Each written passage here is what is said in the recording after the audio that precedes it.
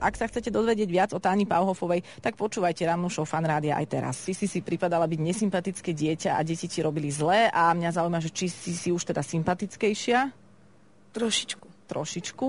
Ale zase mi nerobili tak, že by som bola týrané dieťa, to v žiadnom prípade, ale bola som taký ten udrima typ. Ten príjemný udrima typ. A ty si sa nikdy nebránila? Nikdy si nikomu to nevrátila? Si nepamätám.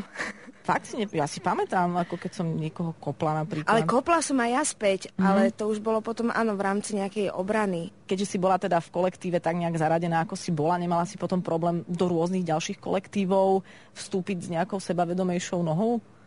Vieš čo, vlastne to prišlo, keď som išla na Gimpel a tam som vedela, že mám jedinečnú šancu začať na novo. Aj som sa o to pokúsila. A myslím, že to celkom vyšlo. A už z Gimpla ťa už volajú na stretávky? Aha. Hej? Počkaj, ty si nechodila na konzervatórium? Nie. Ty si normálne gymnazistka. Čiže si maturovala z čoho? Dejepis, slovenčina, angličtina, náuka o spoločnosti. Aj si pamätáš dejepis? Niečo, áno. Že ťa to zaujímalo celkom? A keď ťa táto téma zaujíma, tak to, čo znamená, že iba čítaš knihy ohľadom toho, alebo sa zaujímaš aj o nejaké ďalšie veci? Čo sú to ďalšie veci? Ja neviem, že či napríklad chodíš do nejakých múzeí svetových, keď prídeš do nejakého mesta, tak či ideš akurát do múzea, ktoré sa zaoberá touto tematikou. Aha.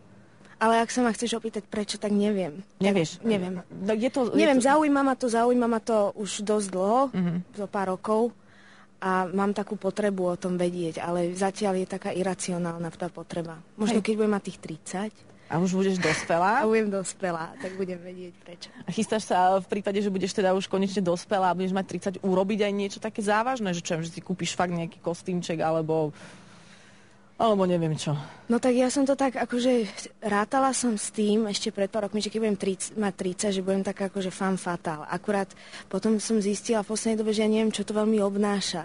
Takže ešte mám stále tie 4 roky na to, aby som zistila, že či je to tým kostýmčekom. A zatiaľ si čo teda, keď nie si femme fatale?